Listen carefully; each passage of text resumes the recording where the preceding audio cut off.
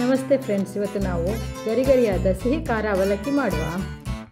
ಇಲ್ಲಿ ನಾನು red rice flex use ಮಾಡಿದ್ದೇನೆ, ಕೆಂಪು ಅವಲಕ್ಕಿ.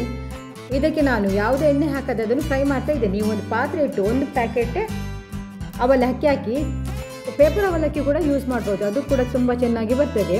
ಇದನ್ನು ನಾವು ಸ್ಲೋ ಫ್ಲೇಮಲ್ಲಿ ಒಂದು 5 ಮಿನಿಟ್ಸ್ ಅದು ಕ್ರಿಸ್ಪಿ ಆಗುವವರೆಗೆ ನಾವು ಫ್ರೈ ಮಾಡಬೇಕು.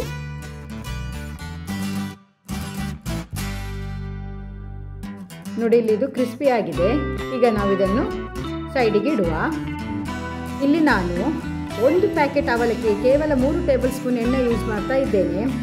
ಎಣ್ಣೆ ಸ್ವಲ್ಪ ಬಿಸಿ ಆಗುವಾಗ ಉಂಟಲ್ಲ, ಅದಕ್ಕೆ 10 ರಿಂದ 15 ಕಟ್ ಮಾಡಿದಂತಹ ಬಾದಾಮ್, 20 ಗೇರು ಬೀಜ ತುಂಡು ಹಾಗೂ 1 ಕಪ್ಪು ಗ್ರಾಮ್ ದಾಲ್ ಹಾಕಬೇಕು. ಪುಟಾಣಿ ಅಂತ ಹೇಳ್ತೇವಲ್ಲ, ಅದನ್ನು ಹಾಕಿ ನಾವು ಸ್ಲೋ ಫ್ಲೇಮಲ್ಲಿ ಅದನ್ನು ರೋಸ್ಟ್ ಮಾಡಬೇಕು. ಈಗ ಅದಕ್ಕೆ ಒಂದು 3 ಕಟ್ ಮಾಡಿದಂತಹ ಹಸಿಮೆಣಸಿನಕಾಯಿ ಹಾಕುವ. ಅದನ್ನು ಕೂಡ ಈ ಎಣ್ಣೆಯೊಂದಿಗೆ ಫ್ರೈ ಮಾಡುವ.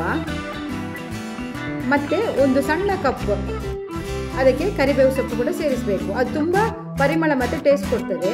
ಅದನ್ನು ಕೂಡ ಇದರೊಟ್ಟಿಗೆ ಫ್ರೈ ಮಾಡುವ.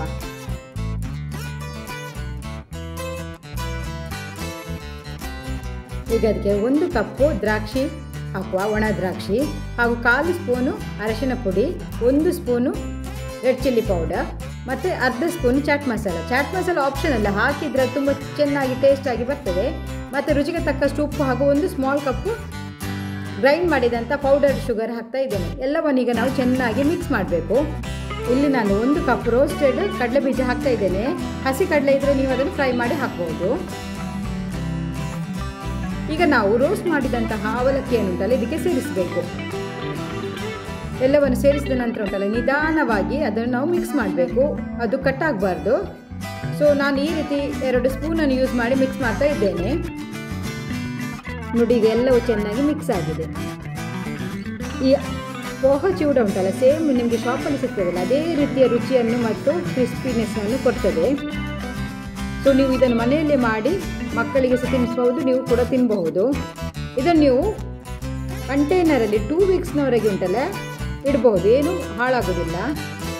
ಓಕೆ ಫ್ರೆಂಡ್ಸ್, ನಿಮಗೆ ನನ್ನ ಈ ರೆಸಿಪಿ ಇಷ್ಟ ಆಗಿದ್ದರೆ ಪ್ಲೀಸ್ ಸಬ್ಸ್ಕ್ರೈಬ್, ಶೇರ್, ಲೈಕ್ ಮತ್ತು ಕಮೆಂಟ್ ಮಾಡಿ. ಈ ರೆಸಿಪಿಯನ್ನು ಟ್ರೈ ಮಾಡಲಿಕ್ಕೆ ಮರಿಬೇಡಿ. ಮತ್ತೊಂದು ರೆಸಿಪಿಯೊಂದಿಗೆ ಸಿಗ್ತೇನೆ. ಅಲ್ಲಿವರೆಗೆ ಟೇಕ್ ಕೇರ್, ಬಾಯ್.